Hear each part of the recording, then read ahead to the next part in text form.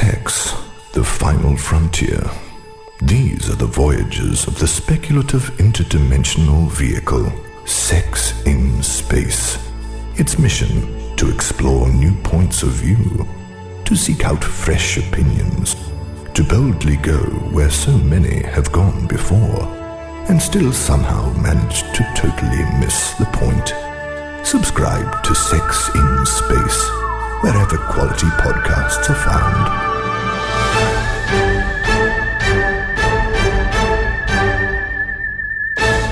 Hi everyone, I'm Toshi and welcome back to Sex in Space.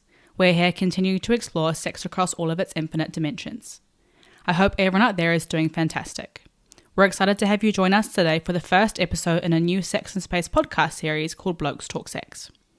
We'll be chatting with blokes from all walks of life about all things sex, and today we're kicking things off with an episode about porn.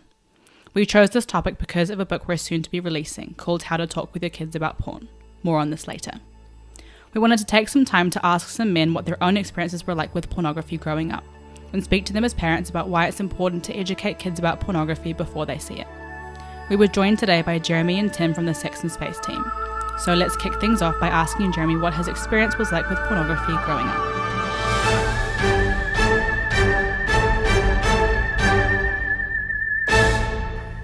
When I was growing up, porn was limited.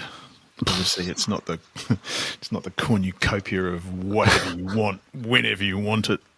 Dwarves and sheep kind of, subsets that you can get on Pornhub or anywhere like it these days. You're a very young-looking man, Jeremy. Do you want to give us a clue as to what you could be talking about, era-wise? Yeah, okay. Well, I'm 63 years old. Oh, yeah? I was born in 1960. So when I was in my, going through puberties, which was the sort of the 70s, mid-70s, and was interested in all things sexual because I grew up in a family with two older brothers and no female siblings. And it was, I got all my knowledge, such as it was, either by asking my older brothers, because I was the youngest, or, pornographic magazines. It was it was Playboy, which is, barely, rates as pornography these days. Yeah, no. By comparison. But it was Playboy, it was Mayfair, it was, if you're lucky, you got a Penthouse, because Penthouse was almost, it was more racy. Yeah. And when I started to travel, when I was sort of in my teens and late teens, I remember you could then buy Hustler magazine.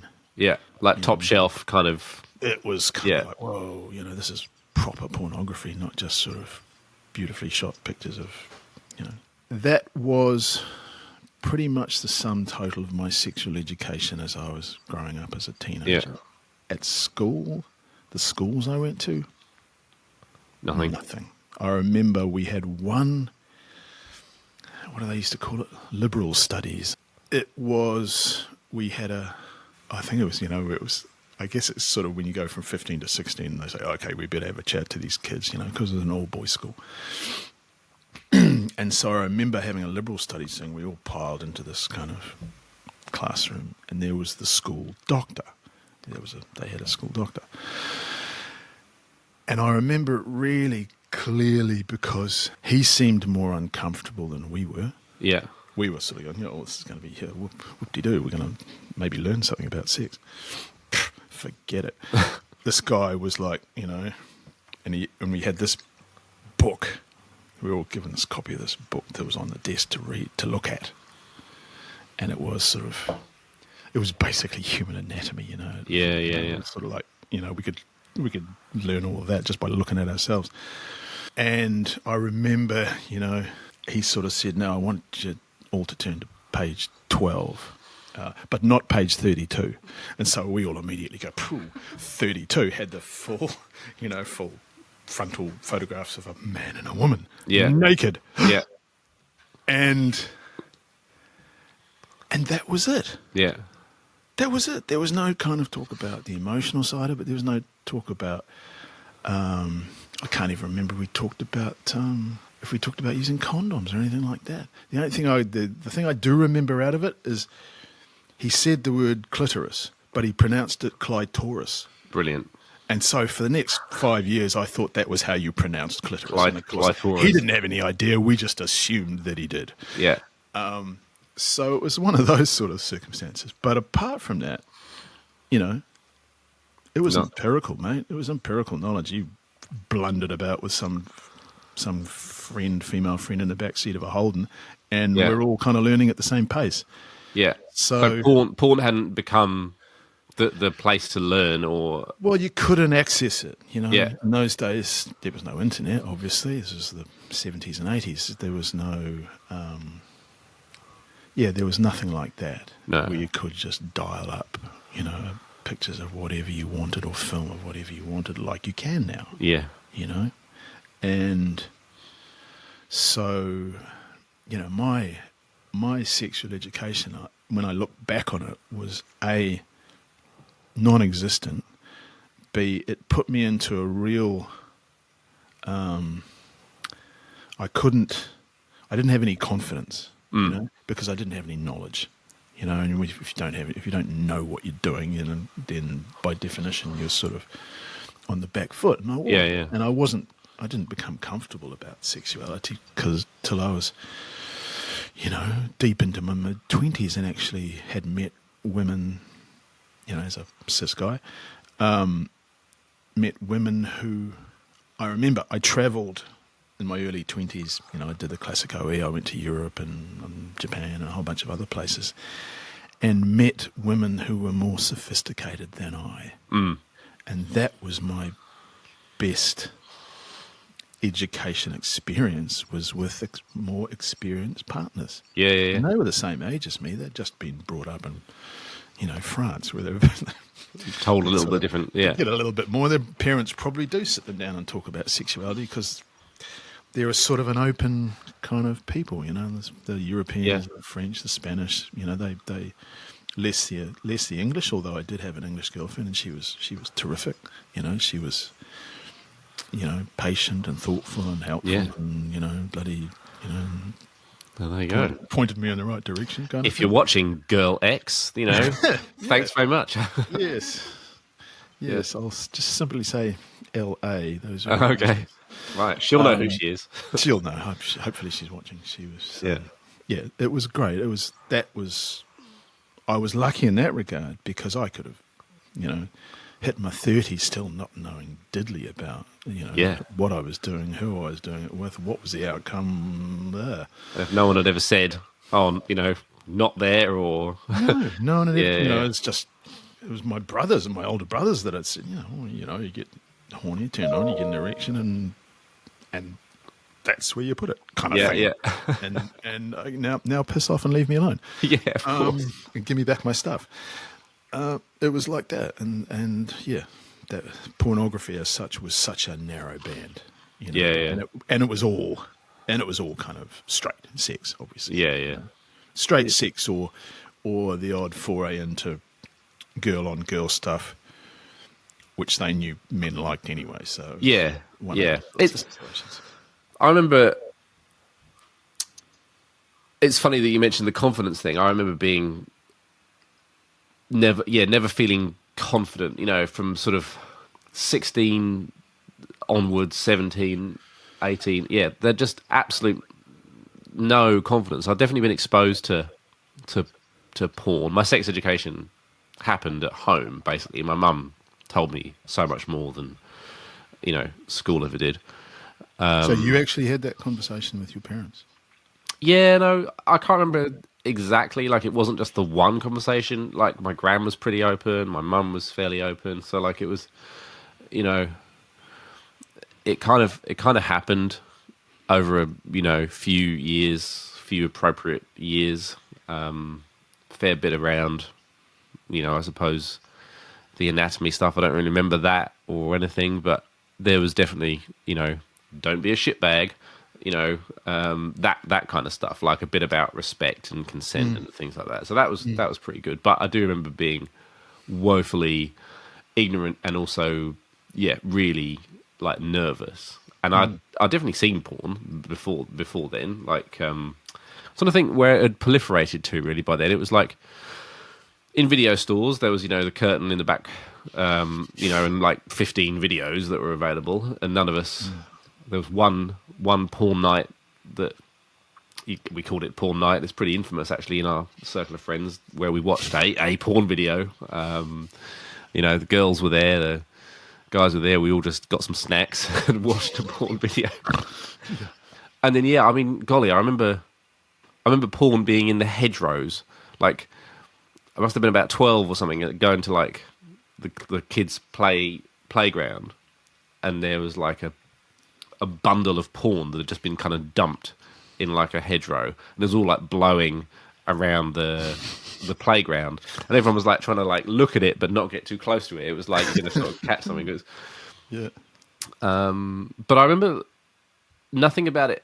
It's funny that you mentioned the kind of girl on girl and the thing. I remember porn from then being being shocked about how kind of unreal it looked. Like these positions, these women sort of like spread eagle or whatever. Like, I don't remember thinking like, oh, that's like real or anything. It was all seemed very posed and that kind of stuff. And then I suppose from like sort of 19 onwards, it became pretty accessible. I mean, it's some of those lad magazines, like they're just like one step behind porn. So you grab a Loaded magazine or a FHM magazine and Zoo magazine. There was all these mags that were very like sexual, but they weren't porn. But it was porn for beginners maybe.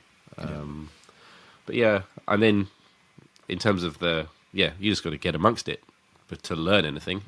And I had a fairly sympathetic and patient girlfriend when I was 17, or 18. Yeah. Sounds very similar to you, really. Yeah, we're kind of lucky in that regard, to be honest, because, it could have turned ugly at any stage. Oh, good enough. Yeah, absolutely.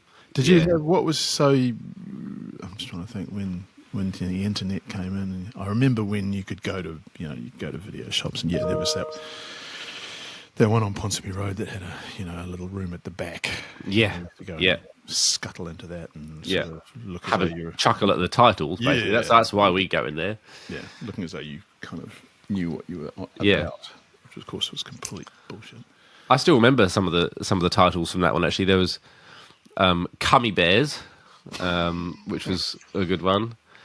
Interracial Slut Buffet. I can't remember what era these were, but we'd got in there and had a good giggle. Oh, Soho, obviously though. You must have gone to Soho when you were in London.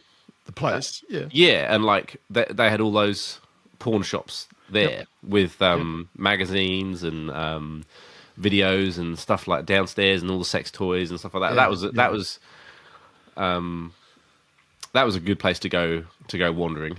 I think I bought some magazines there once or twice, and definitely, you see a broader range when you go into somewhere like that. I remember seeing this front cover of this video box set, and all of the women were just like had their faces just caked in cum, and I was just like, oh my god, like this is the first time I'd ever seen anything like that, that gone down in that direction.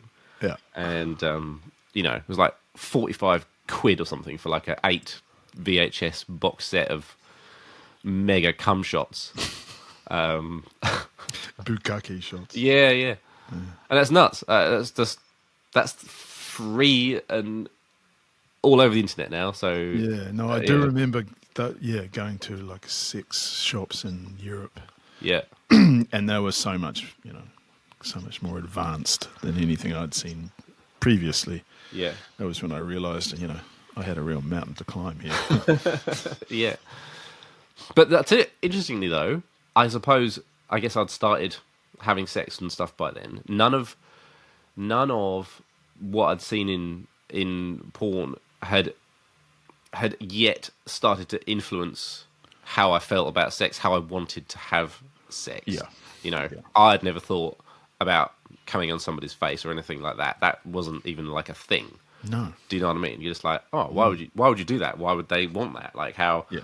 you know, yeah, there's none of that kind of cultural, you know, this is normal behavior, you know, whether it's choking or fisting or anal sex or, you know, all of the things that are now like table stakes in normal sex, I suppose. I guess porn has all the access to that stuff has just like shunted that up into this, oh, this is normal now. Not I guess people were doing it before, but Yeah. yeah. You sort of, it kind of, probably not the right expression, but kind of raised the bar. Yeah. He was, was seeing porn and realizing just what you were saying, that there was so much more to it than kind of, you know, fumbling around in the dark in the missionary position or they're on top or something like that. There's kind of like a whole, you know, subcultures of just about everything taken to the extremes. And yeah, I've never stopped learning in that regard because I never had that as a child growing up. So you kind of look at it and you think, well, try to compare it to your own experiences. Yeah. And I don't know about you, you know, I always felt, okay, so I've seen that now. Am I under pressure? Am I putting myself under pressure to try it out, you know, on somebody, you know? Yeah. Or what about if we do this, you know, or that? Yeah. And sometimes it was a pleasant surprise. Yeah. Sometimes it was like a What are you doing? palm in the face. Yeah.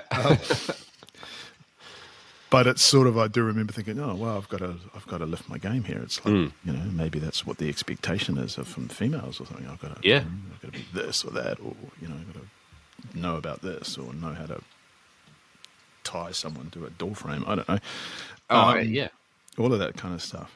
Yeah. Yeah. Interesting though. I mean, I suppose our infamous porn night.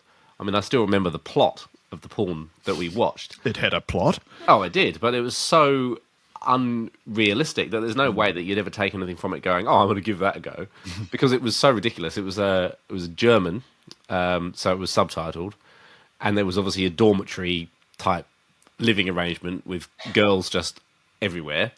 And from memory, there was a janitor who would pop in and have sex with them. There was like some other people, handymen, maybe like a headmaster or something like that, and he was at it with a few of them. But there was this like Scooby-Doo-esque sort of slant to it where whilst they're all asleep and they've all had sex, you know, and they're all sleeping, this masked figure would come in and jerk off in their hair. And then they'd wake up and be like, oh no. And it was always like, which one of these guys is it? And at the end, they unmasked him and it was the janitor or something. I can't remember. It's like, wow, cliffhanger. Well, It was... big ending here. Yeah. It was so weird. And like... I mean, it had actual people having sex in it, but it just seemed so unreal. Not just the plot. I mean, that's pretty fucking on the ground, but the I think even the sex and the noises they're making, it just kind of seemed very like over the top and stuff. Yeah. Whereas, you know, which it does. I mean, porn does now. Yeah. It seems like over the top now, but I think it's maybe harder to identify. You know, especially for younger people, potentially like, oh, should I be making all that noise? Like if you've seen internet porn, you know, oh, should I be doing that? Should I be making all those noises and grunts and squeals and stuff like that? Sort of a bit more performative. Whereas we were just like, nah, this porn is over here. Sex is kind of different. So yeah. So as far as young people getting into it, I mean, I think they have to have those conversations that I didn't have. Yeah, My parents were the wrong generation, man. They weren't the generation to even acknowledge porn's existence. I should acknowledge. Well, let alone porn, just sex. Yeah. I was never had a talk from my mother or my father. Yeah. And it was all just completely glossed over until I left home. Yeah, yeah. Like, hey, you're 18, you're on your own. Bye. Yeah. And the actual proliferation of just about anything that you want to get that's sexually and of any kind of sexual nature is available. It's available right now, and you can dial it up. Yeah. Free as a bird. Free as a bird. Won't cost you anything. You can do it in the Yeah. privacy of your own home. Yippee doo-dah. Yeah. If you had a strong kind of emotional basis, of your own situation, your own age, what's best for you at that time, it would be so much better to have that than just to dive into porn cold. Go, oh, I know nothing. I'm gonna bloody broaden my mind. Yeah, yeah. Well, sure, it's going to do that. Where it takes it is anyone's guess. Having kids myself who are not at that porn watching age yet, obviously your offspring, I hope, but your offspring are past the porn watching age now, aren't they? Or like that that conversation type, that time is. I don't know if you had any conversations with him. Oh, we we tried to. We kept it open, and I always tried to make. I said to my kids, if you want to talk about any of this stuff, and I know Jane did, and whenever you want, just I'm right here. I've been through everything that you're about to go through as a human and a man or a woman or whatever. So we always tried to keep that as a. We didn't want to put and I think the worst thing you do is put a sort of some sort of, don't watch that. Yeah. As soon as you say that, they're just going to go, well, what are you hiding from me? What's so interesting that I can't watch it? And you're going to drive them towards it. So I always tried to keep it open. Yeah, look at porn, but just remember, these are actors. This is what they do for a living. This is no way to conduct a relationship. It's no way to conduct a sexual encounter. Yeah. It's just porn. It's a setup. The whole thing's a setup. These are professional people. Yeah. And fucking is what they do for a living in front of cameras. So it's not anything like what you're going to go through, on any sort of emotional level. It's just, it's like, it's a handbook on what you can do physically. So yeah. What? They shouldn't. I don't think children should be crashing into porn without any kind of, water wings. Yeah. Sort of float to keep them above the dark stuff, Yeah. And that's something that parents have got to do, or siblings, or, just the family has to open that dialogue and that conversation, because leaving them on their own is just... it won't be long, Not an option. Average age is 12, isn't it? 11 or 12? Yeah. When they're first exposed to porn. I mean, imagine if I'm just thinking of myself at 11 and 12, and I'd just be, fuck. Yeah. What would I do with this? Yeah. What would I do with that? I'm looking at the sort of stuff you can, dial up in an instant. Yeah. As a 12-year-old, I would have just, I don't know what it would have done to me. But this is the way to do it, so I'm going to have to, Yeah. find a bloody waterbed or something. But also imagine if, you're exposed to something, as I suppose girls are more, that you think that this is what's going to happen to me, or this is another, there's a whole different sort of thing. I imagine it's probably quite frightening as well if you're 11 or 12 and you see stuff going on, if depending on what it is. Yeah, for young girls and that, looking at that, 90% of all that stuff is misogynistic male. Yeah. It's all about male pleasure and coming on someone's face or in their hair or whatever, and that's supposedly, if you were a young female looking at that, you would get the impression that, okay, I'm the chew toy in this. I'm the bit part player in this. I've got to do this. It's not over till he comes in my face. You go, what's in it for me apart from a facial? Yeah. So it's giving all the wrong signals for a start. Yeah. You know, it's just completely skewed. It's mad, isn't it? Because I suppose it's not going anywhere. So, you know, and you don't want to shame people for watching it or enjoying it. I mean, I guess it's come along so fast. Like, you know, I mean, I hate to think about how old I am now sometimes, but like, you know, 20 years ago, you know, 2003, it was around, you know, but it just hadn't had that impact, you know. And so I kind of carried on in spite of porn, not because of it. But now, you know, it's... Yeah, yeah. Well, I mean, you know, during those times, the internet itself was growing exponentially, you know. It was just exploding in all directions and encompassing everything, you know, particularly sex. Yeah. Because, you know, like everything else, if there's $1 to be made, someone will be in there to make it. And it's clearly, you know, the porn industry is clearly massive. And it's one of those things that was almost sort of, you know, if you think about it, tailor-made for the web. You know, it's discreet, personal. You can go and see whatever you want. Nobody's gonna judge you except yourself. And that's it. You know, you can just go and, you know, do and see whatever you want to see in it, and very few restrictions on it. You know, by age, by inclination. But also, you know, it's, I guess, you know, I can't think of any other good analogies of, you know, okay, here we go, the world's your oyster, but we're actually going to give you we're going to forewarn you, arm you with some information before you, you know, dip your toe into it. Like, it's not real, you know, maybe watch out for the super duper misogynistic stuff, you know, that kind of thing. And try and have conversations with your parents. I mean, it's interesting. I think the reason my mum talked to me was she had a terrible experience when she was like 15 or 16. You know, she's older than you, but she grew up, load of siblings, clearly never talked about it with her parents. And so at 16, you know, she didn't know how anything worked. And then some guys, you know, trying to have sex with her, and she's, you know, really clueless. You know, I don't think she even knew that penises got hard or something.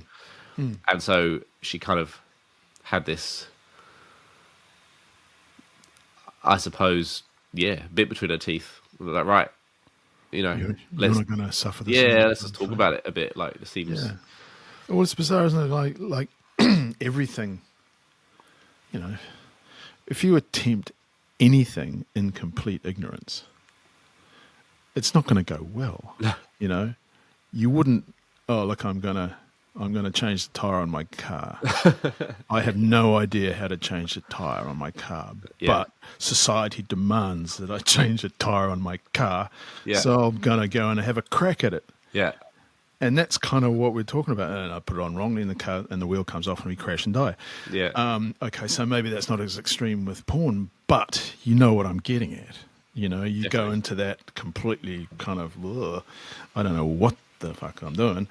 The outcome, you know, unless you're with someone who's particularly understanding and will actually walk you through it, and, you know, and then you're extremely lucky. B, you're going to learn something. Otherwise, it's going to end badly. You know? It's going to just be, you know, oh, right, I've got to come in a face and fuck off. It's all that kind of stuff, you know. Ignorance is not bliss. Ignorance is ignorance, and it remains that way. Yeah, I just remember,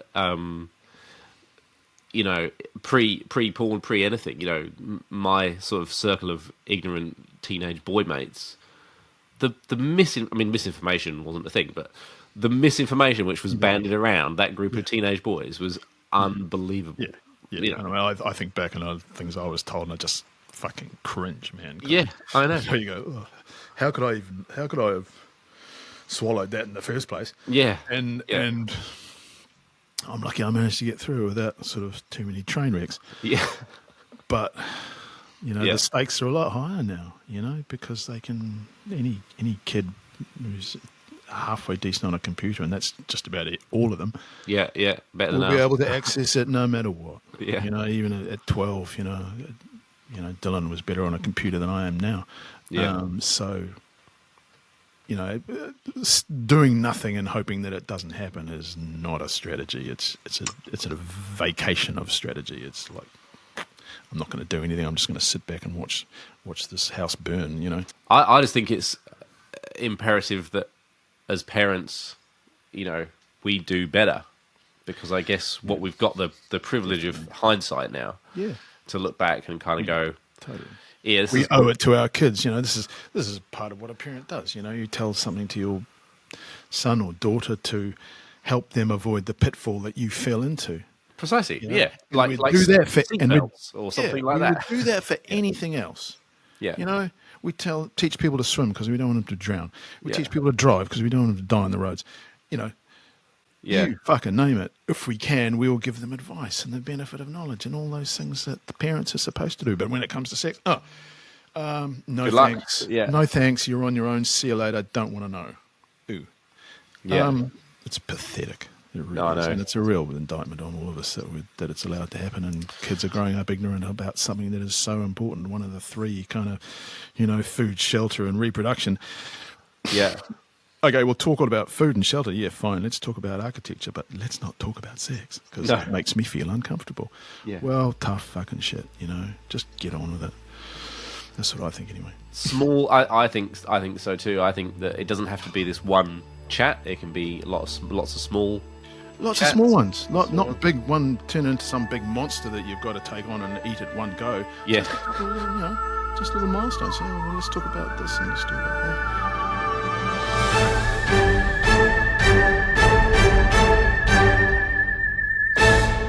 We hope you enjoyed this first episode of Blokes Talk Sex. For any parents out there listening who are thinking about the tools they can use to help educate their kids about pornography, Sex and Space is excited to announce the upcoming release of our book, How to Talk with Your Kids About Porn. It'll be coming out on January 19th, 2024. It's a super accessible, highly visual, vital set of guide rails to help parents have conversations with their kids about this tricky but important subject. Make sure to follow us on Instagram at sexandspace.com to be reminded when the book is released, or you can head on over to sexandspace.com to subscribe for updates. Don't forget to leave a like, follow, comment, or review wherever you're tuning in from. Your support means the world to us. Until next time, safe travels and see you on the next episode.